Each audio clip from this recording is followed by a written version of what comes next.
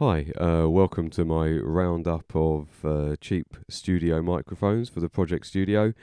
The idea of this is to get a sense of how much money it's worth spending on a condenser studio mic for a Project Studio, and really what the price point differences mean in terms of sound quality.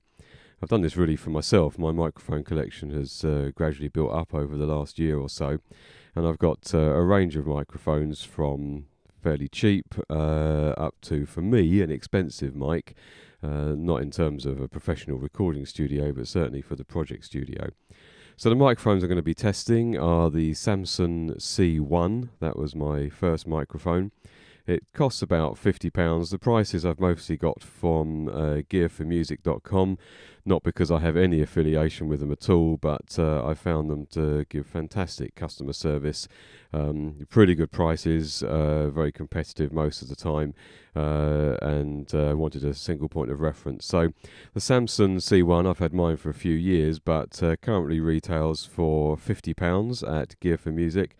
The second microphone is a recent purchase. It's a Behringer C-3, slightly more expensive, £52. What the Behringer brings is a multipolar pattern selection, so we can select from cardioid, figure of 8 and omnidirectional polar patterns. Then we'll take a bit of a jump. This was my first semi-expensive microphone. It's the Technica AT2035. I don't know if they're still made anymore. Gear for Music don't do them, but you can get one of those from Amazon currently for £135. So quite a leap in price there between the Samson at 50 and the Audio Technica at 135. And then my most recent acquisition, which is an SE Electronics sE2200A Mark II MP. So this is also a multi-polar diagram selectable microphone. It's basically two elements which electronically are mixed in order to produce different polar patterns. I'm currently speaking on a Shure SM58, which I'm just sort of hand holding with a pop shield. SM58 is not a studio condenser mic, but I thought it would give a kind of point of reference. It's the standard microphone that most people prefer for singing. Has quite a high proximity effect, so my voice probably sounds fairly boomy and low because I'm relatively close to it, but it's a real workhorse microphone. The Shure SM58 is about £87 at the moment, but I'm only using it for the purposes of demonstration. So a little bit about my setup here. I'm running these mics into the same mic preamp. It's just channel 1 on my Focusrite 18i20 interface. Focusrite preamps are known to be low noise and high quality. I'm very, very pleased with this interface. It's an amazing device. And it's relatively expensive, certainly for the Project Studio. So this retails at $399, the 18i20 from Focusrite. I've got the gain pot set to about 1 o'clock position, and I'm going to leave that the same for all the microphones. Getting some self-noise at about neg 93 when there's no microphone plugged into the preamp with the pot set at that level. 48 volts phantom is switched in. Most of the microphones in this review require that. In fact, all the studio mics require that. I'm only going to run at 16-bit, 44 kilohertz. So for each of the microphones, I'm going to give it some direct speech. I'm also going to walk around the microphone so you can hear the effect of the polar pattern in the various settings. I'll do some direct singing into the mic as well. And then finally, I'll just set the mic up above a drum kit and just have a single microphone on the drum kit so you can hear the various differences in those different situations. So the first microphone will be the Samson C1. Okay, so this is the first microphone under test. It's the Samson C01 for about £50. I haven't got a perfect environment here. I've got friends in the room upstairs and it's making a little bit of noise, so you may hear some bleed over at some points in these tests from people that are making sound upstairs. But I'm speaking something like, I would say, 15 centimeters away from the microphone. I am using a pop shield and I'll use that on all of these tests. So first of all, some prose. Prose is a form of language that exhibits a grammatical structure and a natural flow of speech rather than a rhythmic structure, as in traditional poetry.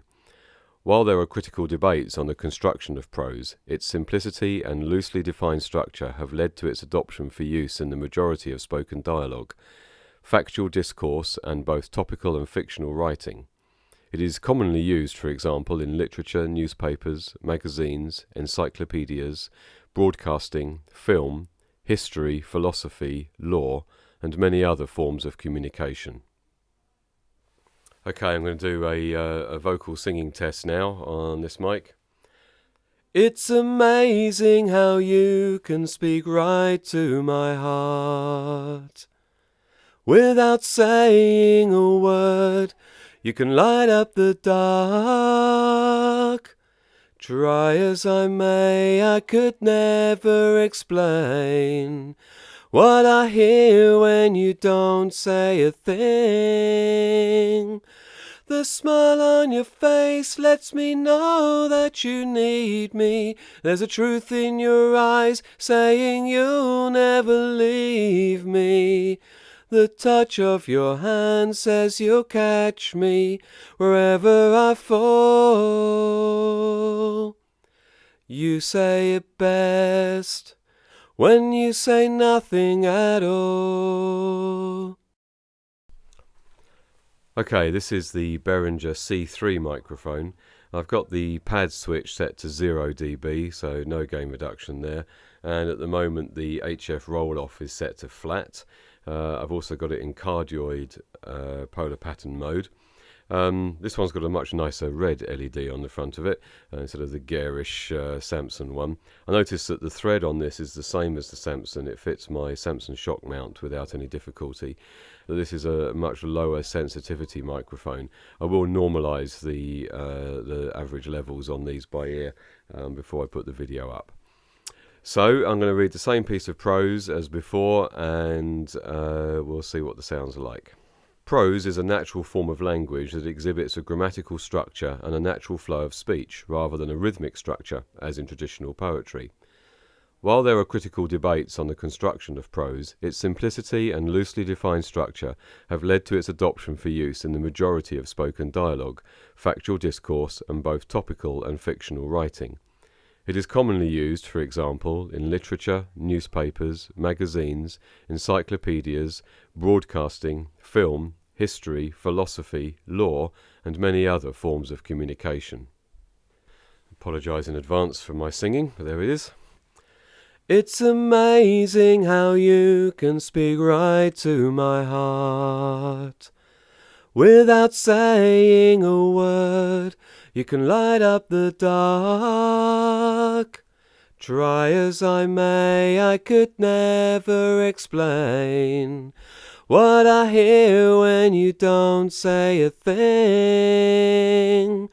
The smile on your face lets me know that you need me. There's a truth in your eyes saying you'll never leave me. The touch of your hand says you'll catch me wherever I fall. You say it best when you say nothing at all. Okay, this is the AT2035, up until now my favourite microphone. May still be after this test, we'll see. So this is a bit of a jump in price point, and in my experience so far, a jump in quality. The 2035 is a single polar pattern, there's no switch there, so this is a cardioid microphone. I've got the high pass filter set to flat, so that's not in circuit, and I've got the gain reduction set to 0 dB. So I'm going to read the same piece of prose again. Prose is a form of language that exhibits a grammatical structure and a natural flow of speech rather than a rhythmic structure, as in traditional poetry. While there are critical debates on the construction of prose, its simplicity and loosely defined structure have led to its adoption for use in the majority of spoken dialogue, factual discourse, and both topical and fictional writing. It is commonly used, for example, in literature, newspapers, magazines, encyclopedias, broadcasting, film, history, philosophy, and law, and many other forms of communication. Now for the singing test. It's amazing how you can speak right to my heart. Without saying a word, you can light up the dark. Try as I may, I could never explain what I hear when you don't say a thing. The smile on your face lets me know that you need me. There's a truth in your eyes saying you'll never leave me. The touch of your hand says you'll catch me wherever I fall. You say it best when you say nothing at all. Okay, this is the sE2200A Mark II multipolar microphone, the most expensive in this test. It's a very nice looking microphone, no distracting LEDs of any kind, but it is obvious which is the front and back of the mic. It feels very nice in the hand. It's a rubberized black finish, and there's a very sturdy shock mount that came with this. I'm using the same pop shield as I used for the other tests for consistency, but it does come with a metal grill pop shield that integrates nicely into the shock mount with it. So this is cardioid mode, and with everything set to flat and at 0 dB. So I'm now going to read the prose. Prose is a form of language that exhibits a grammatical structure and a natural flow of speech rather than a rhythmic structure, as in traditional poetry. While there are critical debates on the construction of prose, its simplicity and loosely defined structure have led to its adoption for use in the majority of spoken dialogue, factual discourse, and both topical and fictional writing. It is commonly used, for example, in literature, newspapers, magazines, encyclopedias, broadcasting, film, history, philosophy, law, and many other forms of communication. And now for the singing test, with the high-pass filter set to flat. It's amazing how you can speak right to my heart.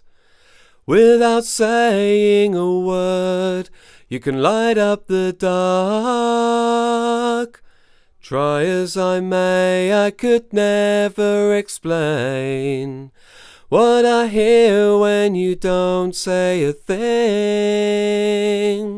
The smile on your face lets me know that you need me. There's a truth in your eyes saying you'll never leave me. The touch of your hand says you'll catch me whenever I fall. You say it best when you say nothing at all. I'm now going to play the various sections of speech and singing and alternate between the different microphones so that you can hear the different versions. Prose is a form of language that exhibits a grammatical structure and a natural flow of speech rather than a rhythmic structure, as in traditional poetry. Prose is a natural form of language that exhibits a grammatical structure and a natural flow of speech rather than a rhythmic structure, as in traditional poetry. Prose is a form of language that exhibits a grammatical structure and a natural flow of speech rather than a rhythmic structure, as in traditional poetry. Prose is a form of language that exhibits a grammatical structure and a natural flow of speech rather than a rhythmic structure, as in traditional poetry. While there are critical debates on the construction of prose, its simplicity and loosely defined structure have led to its adoption for use in the majority of spoken dialogue.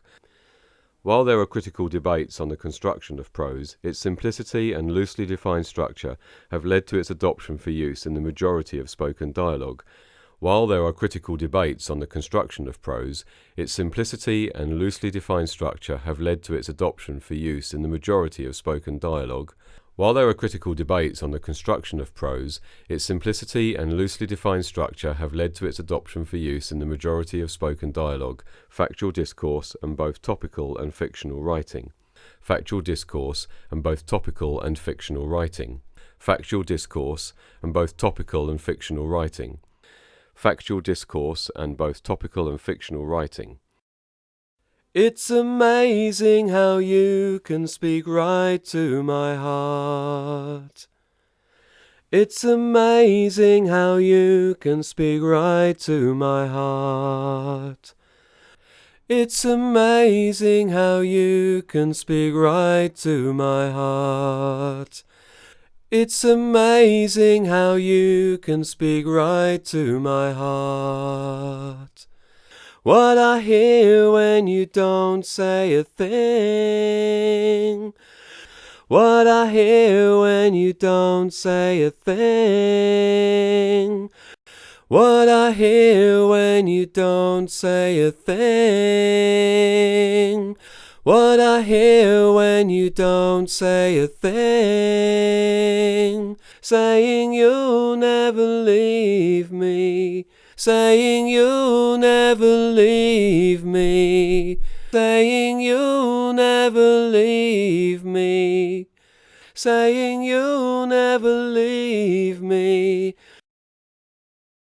And finally, I'm going to play some sections of drumming. Here I've just used each microphone as a single overhead mic and taken the output. And I think this particular test really highlights the differences between the microphones. Again, I'll play some sections from each and then alternate between them so that you can hear the differential.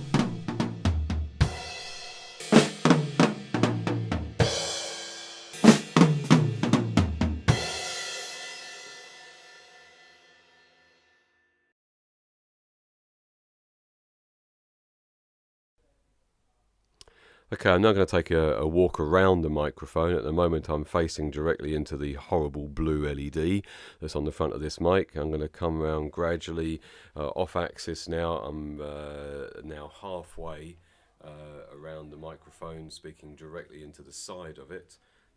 Still should be getting some pickup there. If I can step over the lead, just to knock the mic, well done me.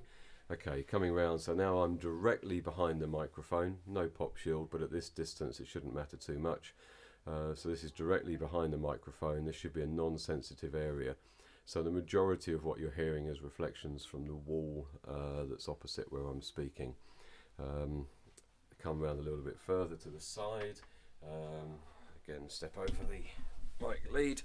I'm now speaking directly into the left-hand side of the microphone. And if I come back round to the front again, I'm now, there we are, completely on axis again. So that was a walk around the Samson C01. There's no polar selection on this, it's only a cardioid mic, single element in there, so I'm not going to do any other tests on that one. Okay, I'm now going to do a walk around this microphone in cardioid mode, so this is at the front. And if I come round to the side, I'm now at the left-hand side of the mic. If I keep coming round, I'm now directly behind. Again, this is cardioid mode. Come round again to the other side of the microphone, and finally round back in front again. I'm now going to switch this to the figure of 8 position.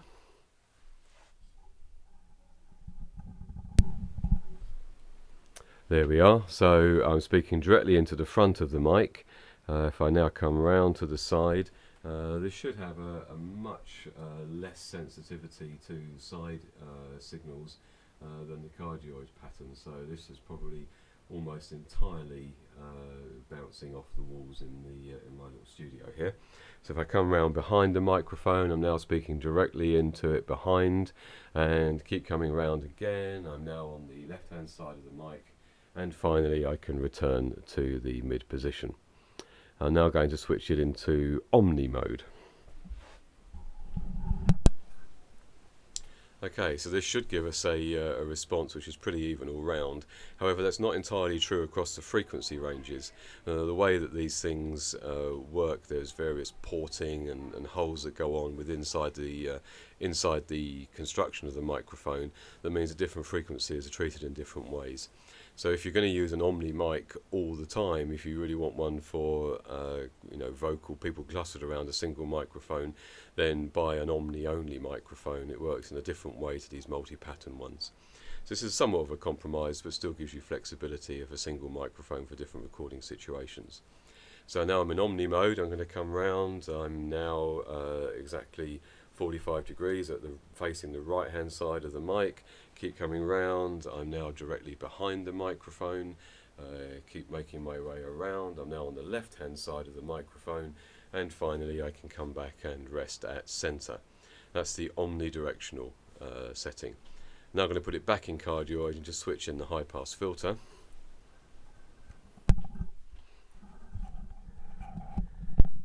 Okay, so this is cardioid mode, this time with the high pass filter in. I'm not sure whether the frequencies of my voice, which is a fairly low voice, go low enough for it to trouble this, but it gives you some idea of perhaps where that is.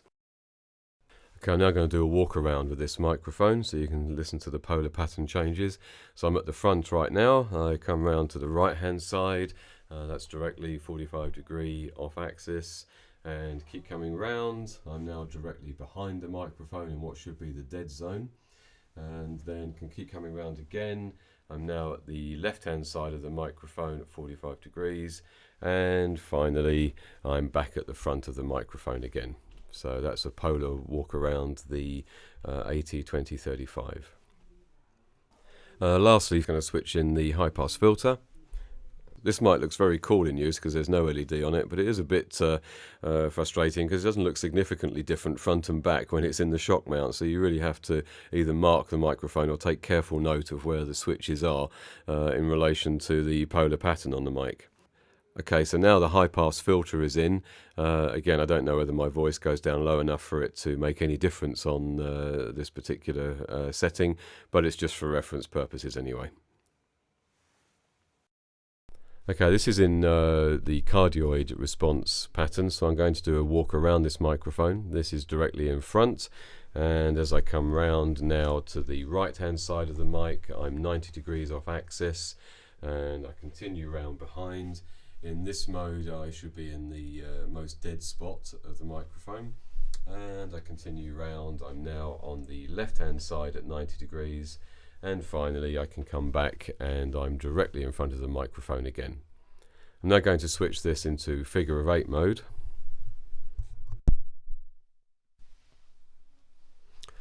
Okay, so we're in figure of 8 mode. I'm directly in front of the mic and now start walking around. So I'm starting to come round to the side of the mic. This should be in the completely dead spot of this microphone, so most of what you're hearing is reflections from the walls of my room. And I can continue to come round. I'm now directly behind the mic. This should give a very similar response and sound to the direct front of the microphone. I'm now coming round to the other side and have arrived 90 degrees off axis in the other dead spot of this mic in this mode, and I can come back round and now I'm facing directly in front of the microphone again. Okay, I'm now going to switch this into Omni mode. So now this microphone is in omnidirectional mode, and I'm going to do a walk around again. So this is the front of the mic, and as I set on my way, I'm now stopped 90 degrees to the right of the microphone, and as I continue round, I'm now exactly 180 degrees behind the mic, facing the back of it, and I can continue on my journey again, and I'm now 90 degrees at the side of the microphone, and finally I can come back and rest at the center. Okay, I'm going to switch in the high pass filter. So now the high pass filter is switched in on this microphone. Again, I don't know if the depth of my voice is low enough to actually trouble it, but it's there for comparison purposes anyway. Okay, so that's the end of the test. I'm back on the SM58 now. I think what I've learned from listening to the samples is that the most expensive mic, perhaps unsurprisingly, but it isn't always this way, the sE2200a really is a step above any of the others, particularly if you listen to the drum tracks. The amount of clarity and the amount of punch that is retained with that microphone are really extraordinarily head and shoulders above the others. I don't think there's much to choose between the Samson and the Behringer. They're both the same kind of price. The Behringer is a more flexible mic because of the multiple polar patterns that are available on it, and the pad that has. So you can use it in a wider range of situations. But it does have a much lower sensitivity. About 12 dB I had to boost all of the tracks recorded with the C-3 by in order to bring them to a similar levels for comparison. The AT2035, I loved it on the vocals. I think it's got a real sparkle to it. So for certain vocals, that 2035 I think will work well. But as an overhead mic for the drums, I'll definitely be using the sE2200 for future recordings. I hope it's opened your eyes a little bit to what a budget studio mic can bring to your home studio, and perhaps given you some aspiration to save up the extra money for a microphone like the sE2200a multipolar. I got mine for £180 from a seller on eBay, second hand. Normally microphones, as long as they haven't been dropped, they will last for a good 15-20 years with the kind of technologies in these. So maybe that's an investment that's worthwhile in your home studio. Thanks for listening.